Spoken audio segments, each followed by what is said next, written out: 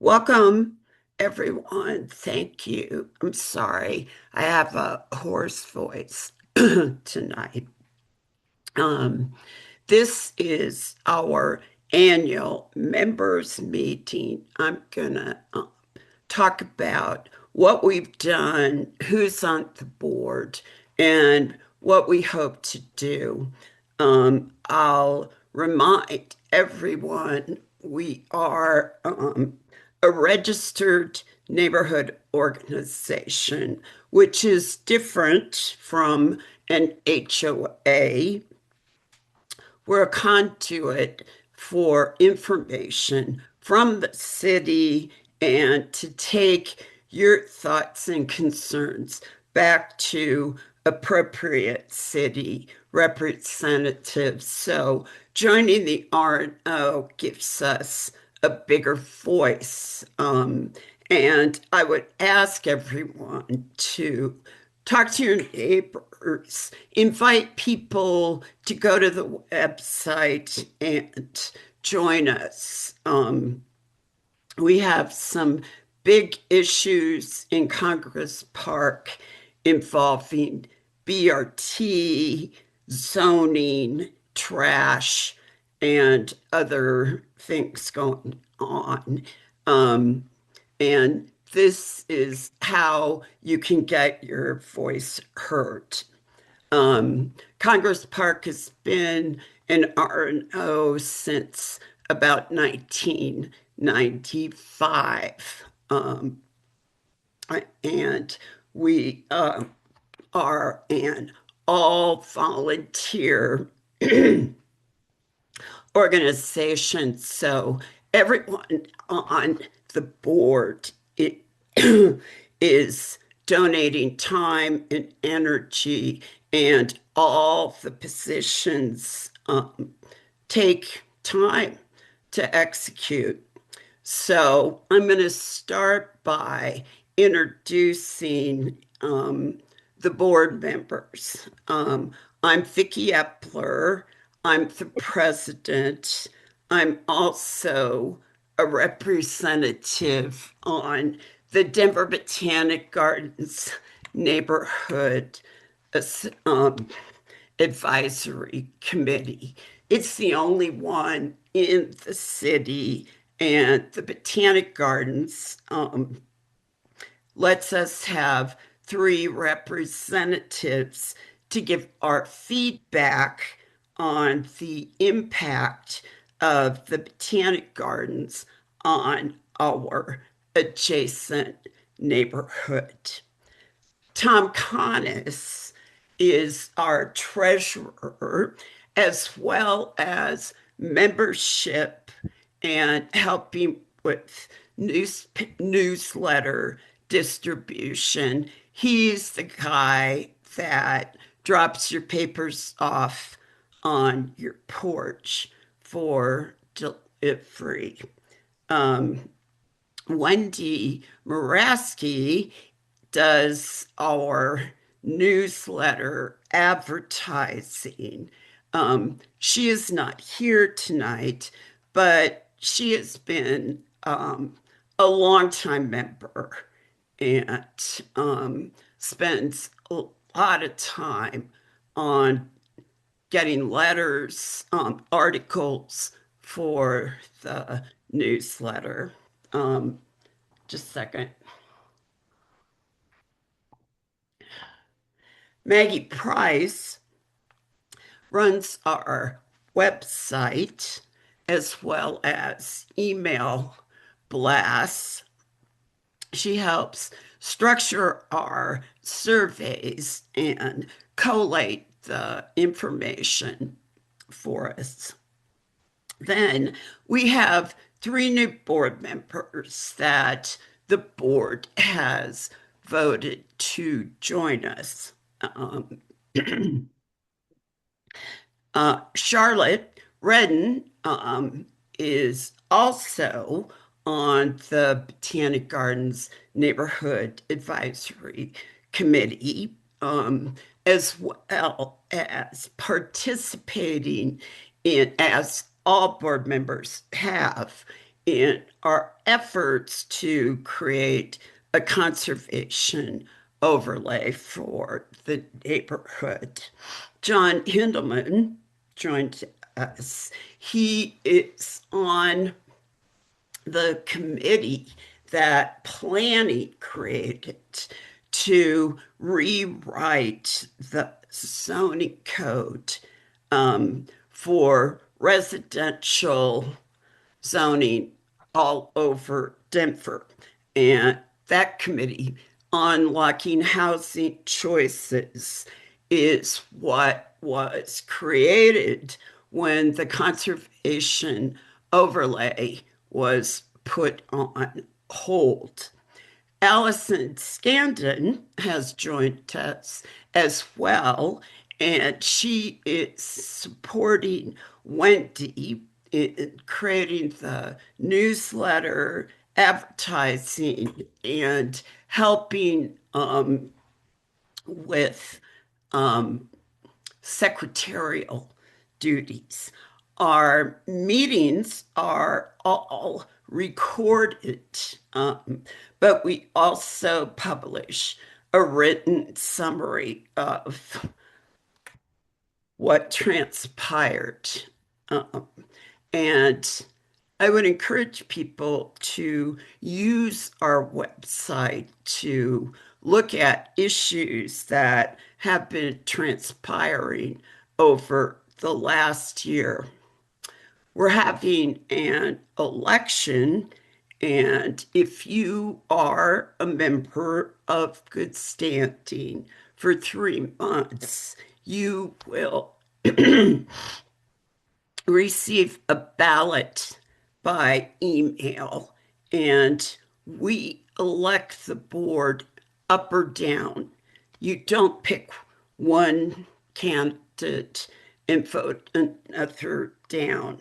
The board functions together, and that's how we do our election. Um, so thank you for joining our board. And I would encourage other neighbors who have ideas, things that like to contribute, to contact us and consider joining the board. The other position that is open for a member is a third position at the Denver Botanic Gardens Neighborhood Advisory Committee. They meet 4 times a year.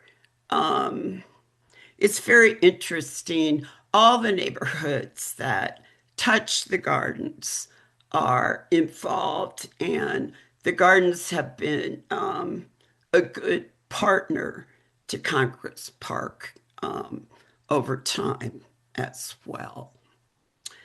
Now I'm going to talk for a minute about what we've accomplished this year. One of our big projects at the beginning of the year was working on creating a structured outline for zoning requirements for a conservation overlay for our neighborhood.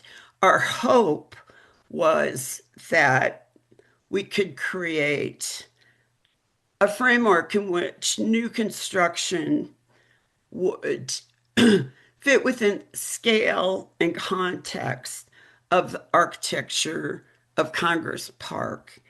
And many neighborhoods throughout the city were pursuing very much the same thing.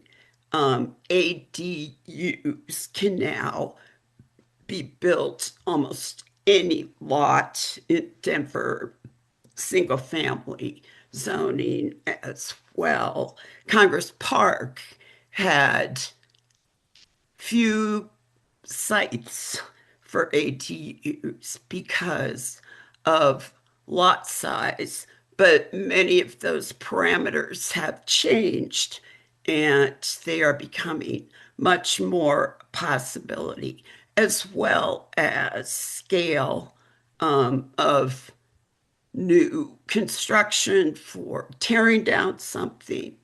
But the city chose to step back, and John is now on this committee. John, would you like to say a couple of things about where that committee is at right now with zoning? You're mute.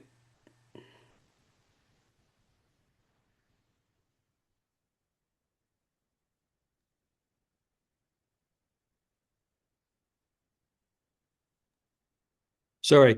Right now we're on break until after the first of the year, into the first of the year.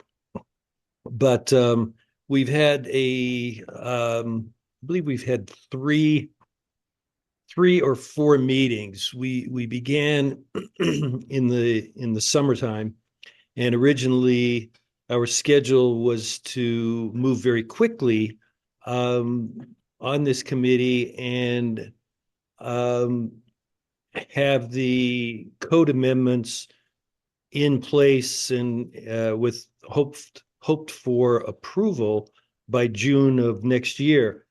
With the layoffs that happened earlier this fall, um, the committee for the city lost, I believe, two folks, possibly three, that were involved directly with this committee.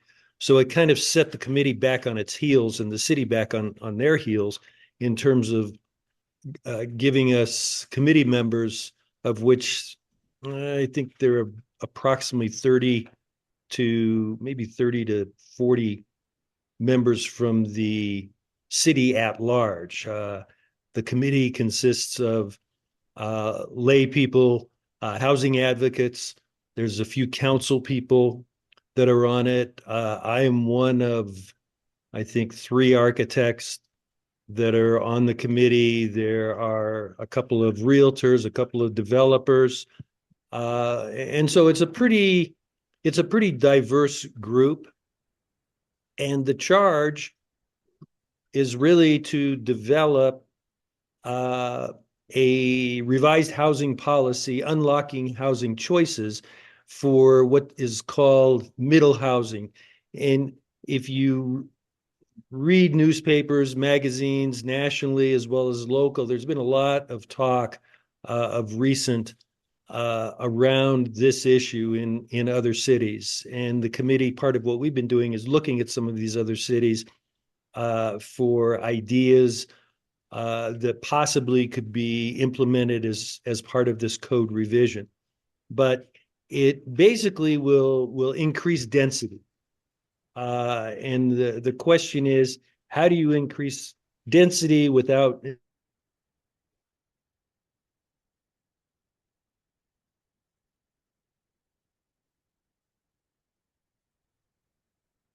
We lost him for a minute.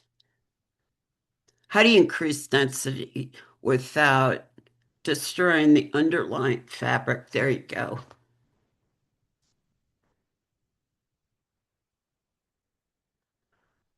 We lost sound. Oh, of me. There you, I'm, am I there? yeah. Oh, sorry.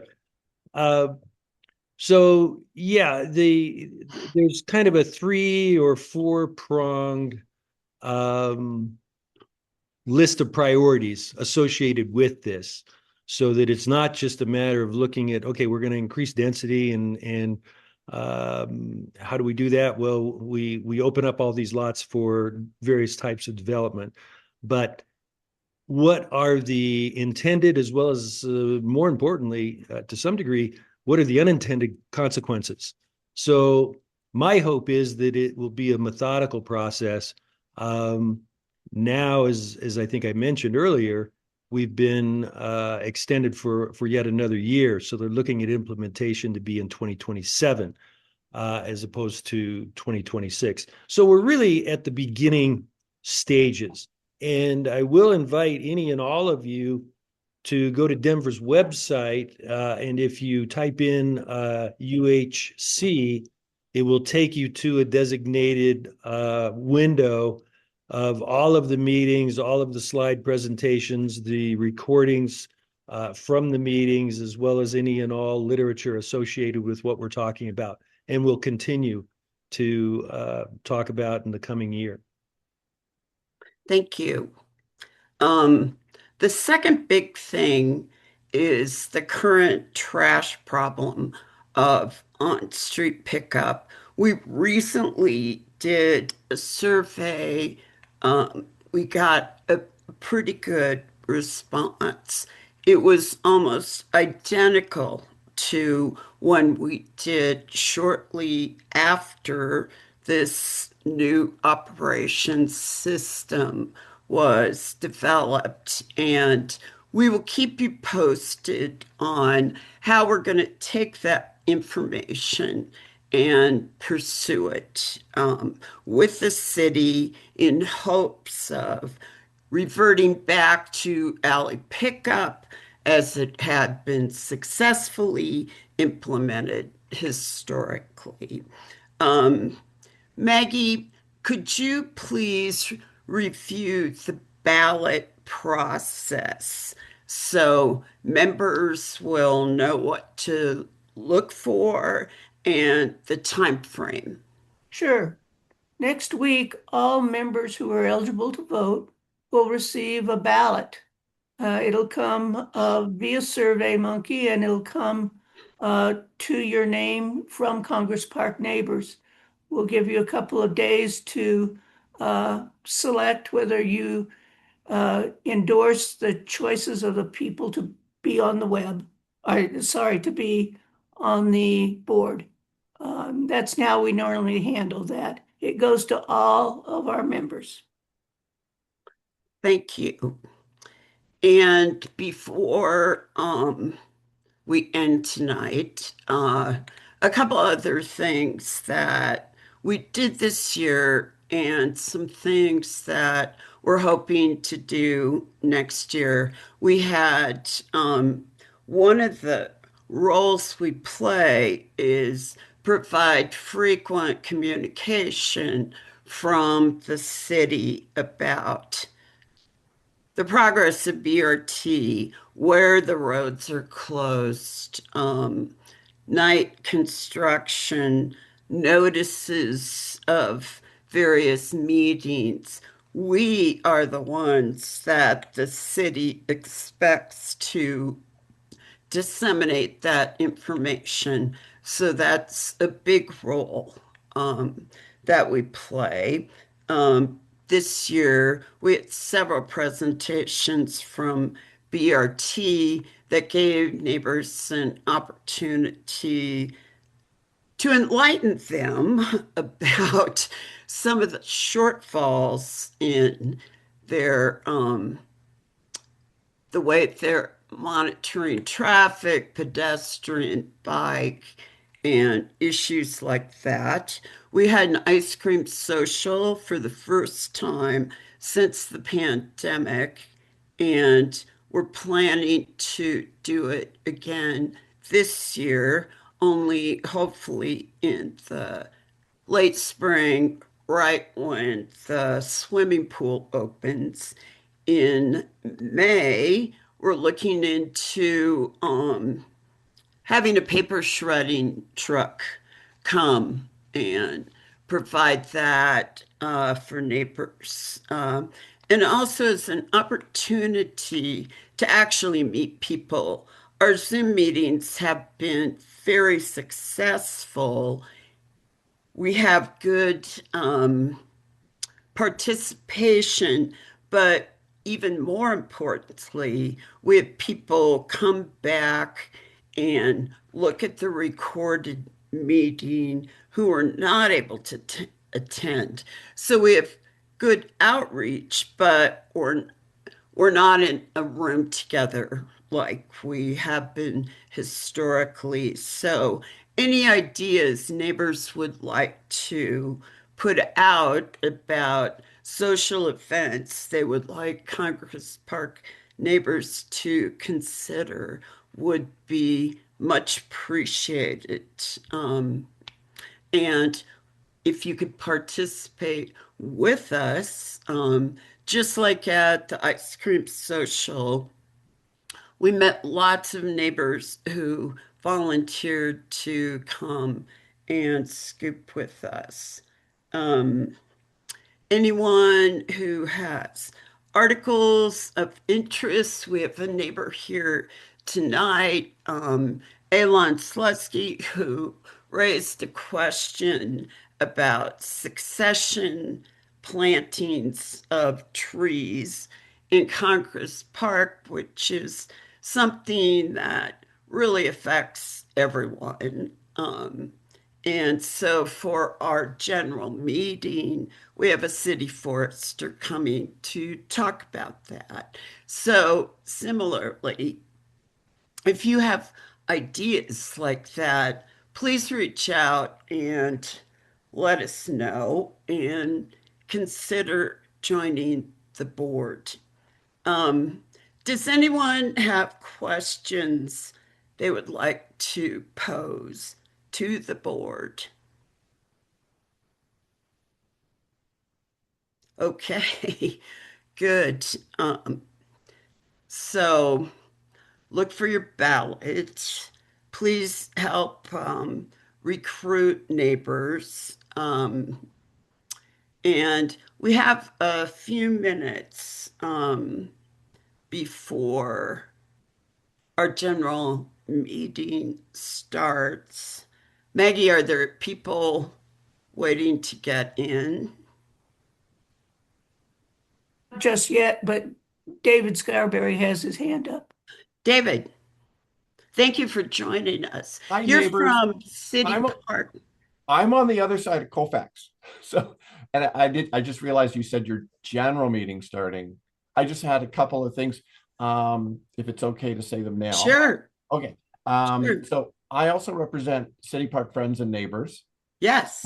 Georgia passed the torch over to me. I'm trying to carry it.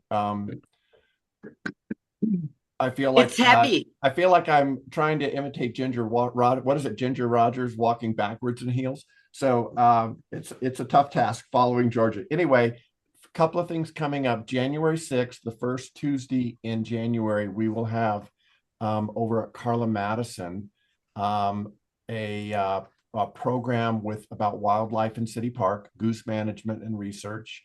So the Denver Parks Wildlife Program Manager, Vicki Vargas Madrid, is going to come present. It sounds like a good, interesting program. Who is the wildlife manager now? I can send you, Victoria, if you want, I can send you it was just in our newsletter yesterday morning. I can send you the details. Vicki Vargas Madrid is Okay. the manager. So program coming up January 6th. Vicki, also, we have our City Park Day is an ice cream social for all of the areas around City Park. And that is always every year, the last Friday in May. So we're on track. We've got our permit. Councilman Watson is supporting us on that since he gets it because I think he kind of gerrymandered City Park into his district. He doesn't have any people in his district. He just has the park itself, none of the people south or west of the park. Anyway, so that's, mark your calendars, last Friday in May, we'll have ice cream. If you want to go taste City Park ice cream, trademarked honey lavender crunch, it's over at I hear you created that. Well, I did with a little artificial intelligence, but you got to be creative and give it ideas too. So it was fun. A tribute to the pollinators. So we're doing it also with collaboration with the folks that are trying to save our pollinators. That's all I've got. The Denver Zoo Westgate. I know y'all, your neighbors all come past my house on Madison Street here. Anyway, I know y'all come to the park a lot because I get to say hi to your dogs as you walk up to the park. The West Gate is on hold for now. There was an article in the Park Hill News that we are on hold for the moment. So hopefully we will stay there. One of our focuses on City Park is to try and get them to get going on improving the pathways and roads on the west side of the park. They had presented a plan beginning of last year over at the museum. They had a plan, it's on the City Park projects on the website, to improve that over there. If they opened that zoo gate, you couldn't push a stroller from a zoo entrance to that, or sorry, from a park entrance to that gate without just going right down the middle of the road. That's not safe for pedestrians or families or kids. So those West End roads really need some work. And so anyway, those are the announcements I have from City Park and South Park. Thank you. Thank you. That's great. Does anyone else have questions? Let's roll over into the general meeting then. Is everyone okay with that?